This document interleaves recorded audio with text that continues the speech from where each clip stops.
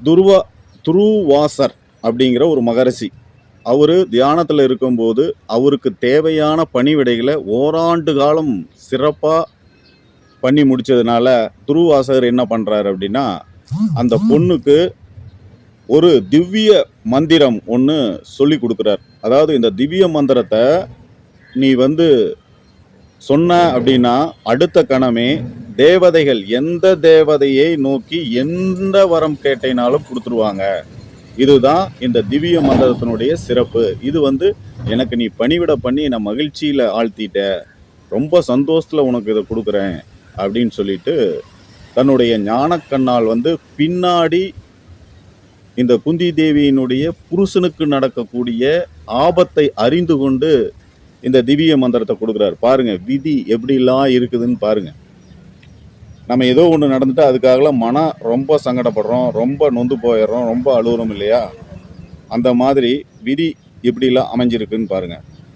என்ன பண்ணுது இந்த பொண்ணு குந்தி தேவி, என்ன பண்ணுது, என்ன இப்படி ஒரு மந்திரத்தை சொல்லி கொடுத்துருக்காரு அப்படின்னு. சின்ன பொண்ணு தானே, சரி இதை நம்ம சொல்லி பார்ப்போம், என்ன நடக்குதுன்னு பார்ப்போம்னு சும்மா தமாசா அந்த மந்திரத்தை சொல்லி பார்க்குது. விசாலாட்சியான அழகு கொண்ட நம்ம ஆதித்யன் முன்னாடி வந்துடுறாப்புல அழகா, அப்படியே அகர்ஷண வேகமாக வரார். ஏன்னா அந்த மந்திரத்தை சொல்லி முடித்த உடனே அவர் வந்துடுறார். வந்துட்டு என்ன வேணும் அப்படின்னு சொல்லி, நீங்கள் யார் அப்படின்னு சொல்லிட்டு குந்தி தேவி கேட்குறார். மந்திரத்தை சொல்லியிருக்க, இந்த மந்திரத்திற்குரிய என்ன நினச்சி தான் கூப்பிட்ருக்க, நான் தான் சூரிய பகவான், நான் தான் ஆதித்யன், எனக்கு கூப்பிட்ருக்க, அதனால் ஆசைப்பட்டு கூப்பிட்டுட்ட, அதனால் உனக்கு நான் குழந்தை வரத்தை கொடுத்தாகணும் அப்படின்னு சொல்கிறேன். இல்லை இல்லை, எனக்கு நான் சும்மானாச்சுக்கு இது மாதிரி திவ்ய மந்திரம், இது துருவாசர் மகரிஷி கொடுத்தது, அது எனக்கு தெரியாமையே ஏதோ ஒன்று சொல்லி பார்க்கலான்ட்டு தான் சொல்லி பார்த்தேன் அப்படின்னு சொன்னோன்னே, இல்லை இல்லை ராஜகுமாரியே, நீ என்னுடன் கூடிதான் ஆக வேண்டும், இதனால் ஒரு பிரச்சனையும் உனக்கு வராது, என்னுடன் கூடி மகனை பெற்ற பின்னாடி நீ கன்னித்தன்மையை அடைந்து கொள்வாய், மீண்டும் அதே கன்னித்தன்மை, எப்படி குந்தி தேவி தற்சமயம் எப்படி இருக்காங்களோ அதே மாதிரி கன்னித்தன்மையோட தான் நீ இருப்ப, அதனால் பயப்பட வேண்டான்னு சொல்லி ஆசை வார்த்தைகள்லாம் கூறி மகனை வயிற்றில் கொடுத்துட்டு போயிடுறாப்புல. வயிற்றில் கொடுத்துட்டு போன உடனே குந்தி தேவி என்ன பண்ணுறாங்க, கவச குண்டலத்தோட ஒரு ஆஜானு பகவான ஒரு குழந்தை பிறக்குது. அதுதான் கர்ணன்.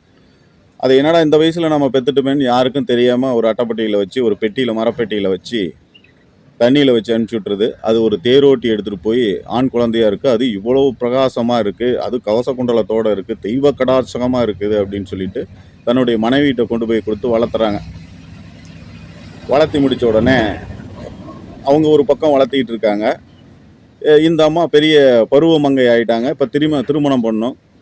குந்தி போஜனராஜா என்ன பண்ணிட்டாரு, எல்லாத்துக்கும் அறிவிப்பு, எல்லா ராஜாக்களுக்கும் அறிவிப்பு கொடுத்துட்டாப்புல. இது மாதிரி குந்தி தேவியை நீங்கள் கல்யாணம் பண்ணுறதுக்கு யார் யார் விருப்பமோ எல்லாரும் சேருங்க அப்படின்னு சொல்லிட்டு அறிவிப்பு கொடுத்துட்டாப்புல.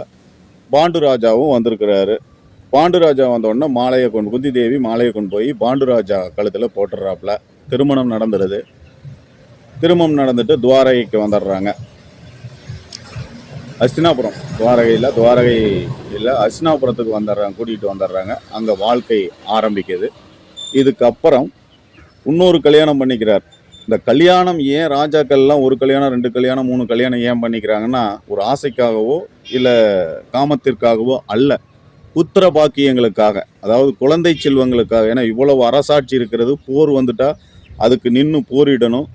ஒரு எதிர்நாட்டு அரசன் நம்மளை பார்த்து 5 பசங்க இருக்காங்க, 10 பசங்க இருக்காங்கன்னு சொல்லிட்டு பயப்படணும் அப்படின்னு நிறைய விஷயங்களுக்காக, புத்திரர்கள் நிறைய வேணும் என்பதற்காக இவங்க 2 கல்யாணம் 3 கல்யாணம் பண்ணிக்கிறாங்க. இன்னொரு கல்யாணம் பண்ணிக்கிறார் யாரு, பாண்டுராஜா இன்னொரு கல்யாணம் பண்ணிக்கிறார். குந்தி தேவியோட சேர்த்து குந்தி தேவி ஒரு மனைவியா இருக்காங்க, இன்னொரு கல்யாணம் பண்ணிக்கிறாங்க. அது மொத்தம் 2 மனைவியா இருக்காங்க. இவங்க இந்த கர்ணன் இப்போ வளர்ந்துக்கிட்டு வரார். ஓகேங்களா? அடுத்தது இந்த 2வது மனைவி யார் அப்படின்னு அடுத்தது சொல்கிறேன். தேங்க்யூ.